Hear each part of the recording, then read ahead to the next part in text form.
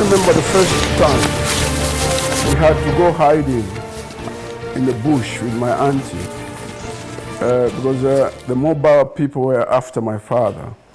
And we went and hid up the stream of Lunchinda because they thought he was with us, but somebody alerted us, we went to hide. And I was young and I was wondering, what the hell, why am I hiding now, as young as I was? I didn't know what my father was up to then.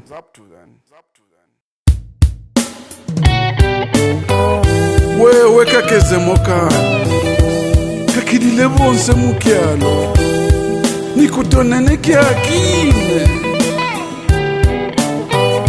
gumbatila weya, zambe kokulu kwane, no masiluila yove, lekamenso ziyane, yatekanye mutima ove.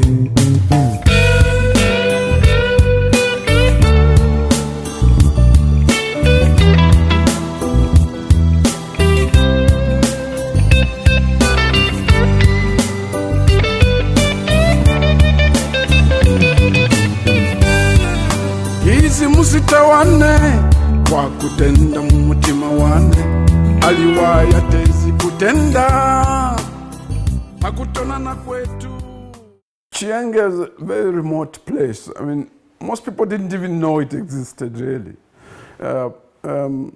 But it was a very, very active place for a number of reasons. First, it's the first colonial post. I think history would testify to that, and if you go to the archives, even to the Livingstone Museum. It was opened in 1890 by Alfred Sharp, who wanted to sign an agreement with Chief Mushili to secure the Katanga. But because of the difficulty he had with Kazembe, Mwata Kazembe, who delayed him, the Stairs Commission, which was sent by King Leopold, got to Mushili early, and when Mushili resisted, they killed him, installed somebody else who signed the agreement, and Katanga went to the Belgians instead of the British. So Alfred Sharp came back very frustrated. He avoided passing through Kazembe. He passed through here and met Chief Chipalabwe, who was a Bwile chief, our chief then, and signed an agreement, a Northeastern Rhodesia Friendship Agreement. Now, remember, I called it Friendship Agreement. It was not a colonial agreement. It was a friendship agreement to protect the natives from the Arab slave traders. This was a very active trading route for slave trade.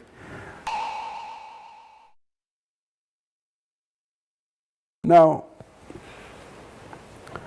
having signed the agreement, he left a hunter called Crochet to open up this post and avoid the Belgians from encroaching. And they met with the Stairs Commission. Crochet met with them and decided on the boundary, which was the end of the lake where the Ruvoa River leaves the lake.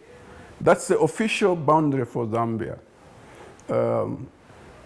Until 1989, when President Kaunda wanted to change the border to Lunchinda, it's still not completed.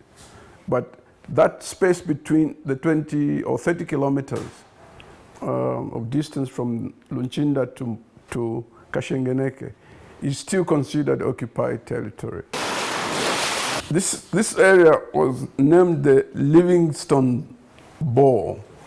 Livingstone Bore because of the nature of the bay.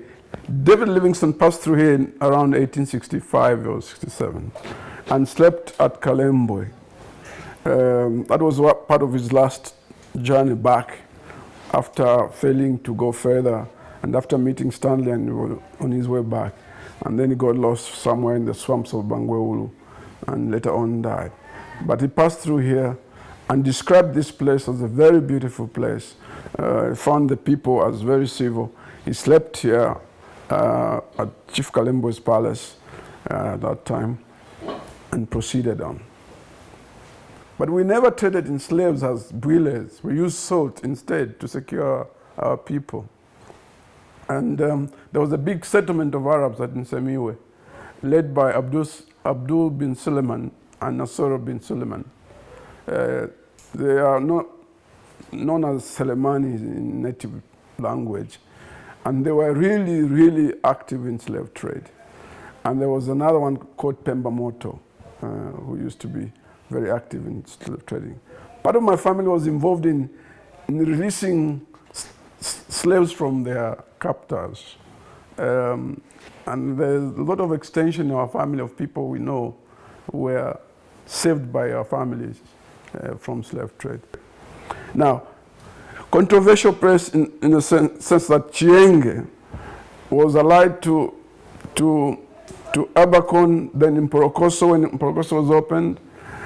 And senior chief Chipalabwe, when he died, was followed by Putachongo. And after Putachongo, there's Kasoma. Kasoma was educated a little bit, and he lived on the copper belt in Chingola. So he came back here with a zeal to transform the place in terms of modern living and housing. There was a councillor called Shimba Mumpa, who really organized. If you go into the main village, the Musumba, you find that it is organized in streets and plots and so on. That was done very early under the native authority. But it meant also that they had to use a lot of power to force people to do what they wanted. And rebellion started internally against traditional leadership. And when the Chachacha started, the anger here was towards traditional authority and institutions of traditional authority. And progressively, more interactions with the leaders from Kawambwa, particularly Chanda Msonda, who was the regional leader. They were able to set up cells for future recruitment of potential soldiers or guerrillas to fight should they fail the London negotiations. And because of the proximity to Katanga and the fact that there was war in Katanga, people here were already familiar with militarism. You understand? They understood what war was about. They understood what displacement was about. So it was easy for them to get engaged in an activity that appeared dangerous. Some of them had even gone into the Congo to fight. And so the history of fighting was not new. So it was easy for them to be mobilized and be radical and ready to fight, because some of them had, as I said, had witnessed war in the Congo during the Katangese War. Sambeko kulukwane no masuluila yove lekame soziyane yatekanye mutima ove. My father's name was Damson Katele, but he had a middle name only his sister knew, and I came to know later, which was Damson Lumfunkwe Katele. But he was popularly known by his nickname as Polopotwe, because he was a very muscular gentleman. I mean, it was like a board of muscles. I don't think anyone here would ever forget that name. He was an institution unto himself. He's a descendant of Mushimaka Kaindukantantu, a Kaonde chief. And his father was Mushimaka Wembakunda, Lukwesa Mushimaka Wembakunda. Again, another very solid, very muscular, taller than my father. My father had a timid height. His father was very tall. And I think a little bit of a mixed blood in him, just as his mother had a bit of Arab blood in her. But these were part of the Katele dynasty. They formed part of the Katele dynasty in the Tawa land, coming from Mukupakatandula, a chiefdom that was broken by the colonials because they were very rebellious. They didn't want colonial authority. And I think it came through into my father, from his forefathers to his generation. They always wanted freedom. Kumbatila weya sambe kokulu kwane no masilwila yove likamenso ziyane. We were staying in Chipungu then with Dad, but I was staying at my grandfather's place at Mawanga. He was a court assessor, and there's a very positive record about him by the district commissioner. The fact that he was very involved in encouraging education. But he was part of the colonial system of power. On the other side was my father, who was involved in the liberation struggle. He started off as an organizer for the Zambia workers in the Chipungu area. Damson, ngefi ngufuire. Iwe ngufuire tina wima naba nobe nebumba lyobe kutira mu ngemi n'abasungu. Ati mulefa okutamfya abasungu muna ndushi. Tulefa okuyiteka. Kuyiteka kunshi. Tulefa obuntungwa. Obuntungwa banshi. Tulefa okuyiteka mukyalo kye. Iwe mwalitala muyitekapo. Tumwiteka shani. We wishi wokutira ati abasungu ebalengo okutira ndebe bomba ine. Ulimfwa. Bomba mule bomba byinshi mulefola. Paku tufika hapa pali uyu mushingo. Nishite basungu balengera tufika pali uyu mushingo. Tata. Muri bafyashi. Shirafa tupusane. Ule nsonta no munwe umwana wandi ule nsonta omunwe. Webe bumba lyobe. Okufuma lelo webe bumba lyobe muleko okukitofu mule kita. Mwicindike sana. Wamfa na landa nshaka bweke shepu. Webe bumba lyobe mwike mina basungu iyo. Wampapusha we mwana. And they used to wear hides of certain animals and as capes, and they looked quite strange. And they had songs they composed. It was about freedom. The message basically was trying to tell the chiefs to back off and support the freedom struggle. Also to alert the informers, those who were informing upon them to the colonial authorities to stop, and that their time was over because they'll go with the colonials if they continued.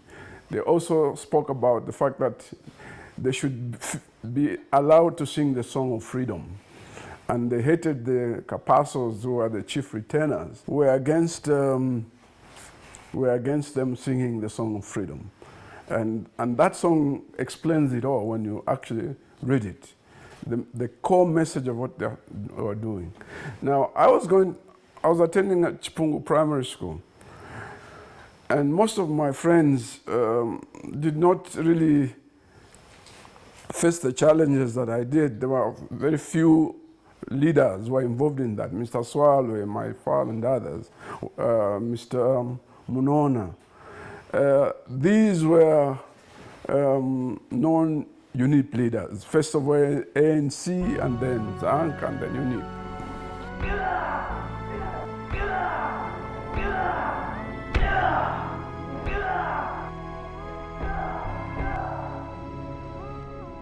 As young as I was, I didn't know what my father was up to then. He had, in fact, decided to cross into the Congo. By that time it was Katanga, to find refuge from one of his brothers who was married there. But his brother gave him away to the Katangese authorities because they did not allow Chachacha or freedom fighters, UNIP people, because the Shombe people were conniving or were working with the Wolenski's forces here. So they arrested my father there, given up by his own brother. And he was beaten up badly and meant to eat Kimberley Brook. He was just saved by the paramount chief, who said, look, release him, he's my relative. And he was brought back to Fiani's village where his sister was and where he used to live. And he was tended until he got better, went back to Mutungu's village. we saw a plane come. The first time we saw a big plane with camouflage plane. We knew planes that they used to land in the Congo. There was an airstrip there, but this was special. I mean, so we saw first dropping some goods, and then huge trucks appeared of mobile. I now know them as mobile police. They arrived. They dropped there. When this plane dropped the stuff, the supplies in the football field, some of the villagers wanted to help. A white man went there with a pistol, threatening them, shot in the air, and people scampered all over. The mobile forces didn't have pistols, they were carrying big guns. And we felt very, very excited about that. And a colleague of mine called Clement in Puerto decided we should invent our own army and make big guns and start war games between villages, because we found that exciting. But no sooner than we became involved in that warfare with our friends as a new game, young boys fighting another village using buttons on these guns we had crafted. We saw a group of, in the evening, we saw a group of people making noise, like himpies. That day, I was at Temawanga. They were going, and we saw them pass, wanted to follow them.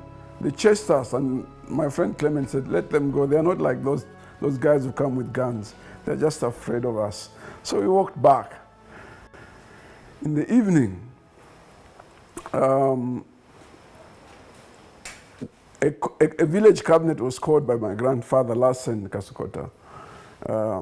And we just saw some movement, some talk going on. I used to live in my grandfather's house. It was a very big house with corrugated iron roof, and I had a single room to myself. And we retreated. We took stuff out of the house, started taking stuff out of the house into the backyard where there were some banana fields. And everybody retreated to that place. Grandpa took his shotgun, and I was really scared. I was wondering what was going on. Later on, about maybe around 21 hours around that time, just heard the noises coming back. And in no time at all, my grandfather's house was being smashed. The windows were being smashed all over. Afterwards, they left. When we went to check, they sent a scout from the family to check. Oh, by the way, my grandfather wanted to cock and shoot. But one of my aunties cried out, said, you don't know whom you will be shooting at. So they persuaded him not to shoot. So he was very, very angry. And when we came out of that hiding, we went to see the house was devastated. It was really wrecked. But my room and that of my grandfather were not touched. Now, I kept wondering in my small head, was my father there? Because my father knew where I slept, and he knew where my grandfather slept. So somehow I suspected he was there. I kept this question in my mind until very late before his death, when I asked him, were you there? And why was my room spared and that of my grandfather? And he confessed, yes, he was, but he didn't approach the house. He gave instructions not to store thrones in my room and that of my grandfather. So he spared me. And later on, of course, they disappeared. A few days later, the mobile forces came, and he was busy thatching his house when he was arrested. But he managed to pick one of these mobile officers under his armpit at Mayani and clenched him down there. And the man was just about giving up until the white man with the whiskers pointed a pistol on his head, and his sister cried out, using his middle name nobody used, Ifolumfunkwe, let go. That's when my father let go. And that's how his life was spared. He was pushed into the Salanga. And he was taken away. I thought he would be coming back soon, and I was going to school, and my friends started teasing me, laughing at me. You know, your father will never come, and so on. I started pretending my father was dead, and they took 2 years in Wanamkuwa going through trial until the sentencing, which was very close to amnesty in 1964. And it was a surprise to see him released. They were released through Milima, from Wanamkuwa to Milima and Kasama, and then brought here. I was full of tears that day. More importantly, the day when the fireworks went up in the football field of Chipungu Primary School, the joy of independence.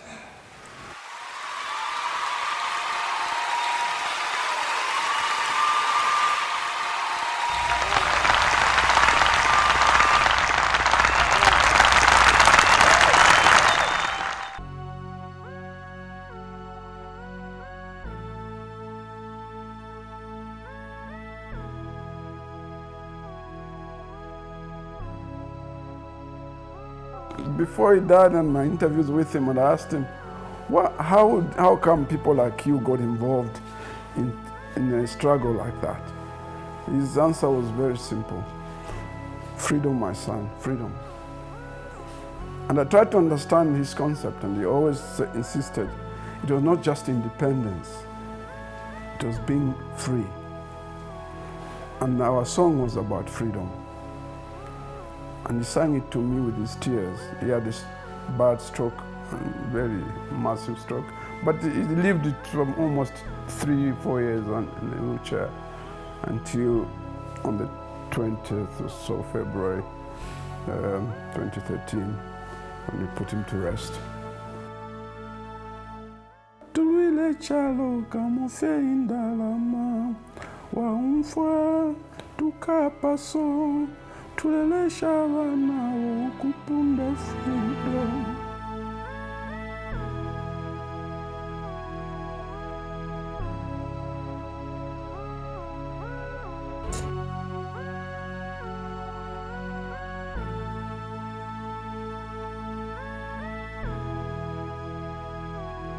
Forgive me.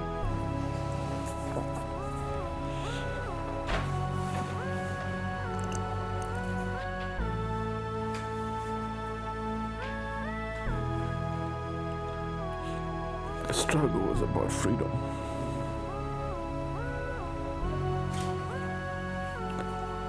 Let's defend freedom, whatever it takes. Let's defend the freedom. Excuse me, gentlemen.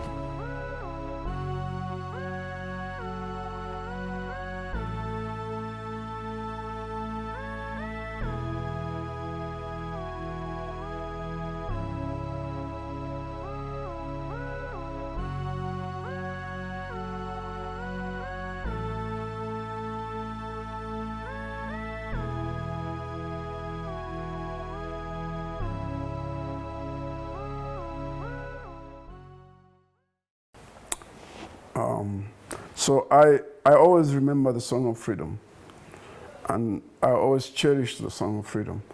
That it's when we'll be celebrating the 50th anniversary, we would not be celebrating just the 50th anniversary of Zambia's independence, but I call upon my fellow citizens to remember it was about freedom. And freedom means the protection of our basic fundamental rights. When we lose sight of freedom, we lose sight of our rights. And independence is meaningless. And I was born alone in terms of my father and my mother. I was the only child. I have half brothers.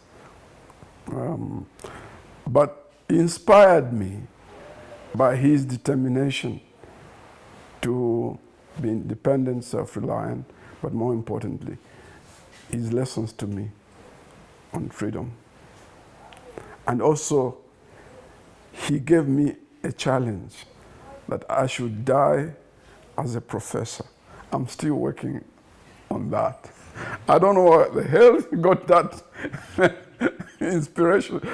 Right when I was a child, he said, you should be a professor to teach people. Somehow, I've taught a few heads, I've taught a few minds. Some of them, they are permanent secretaries like Dr. Mwavas, Dr. Mitis, and others, my former students.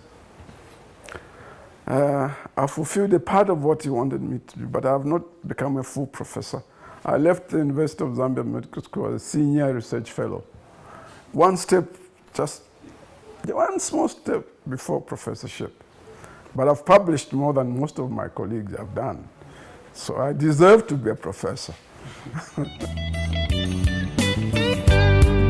Kumbatila we yangu, sambeko kulu kwane, numa sulwila yobe, leka mesozi yane, yatekanya mutima obe mayo. Kumbatila we yangu, sambeko kulu kwane, numa sulwila yobe, leka mesozi yane, yatekanya mutima obe mayo.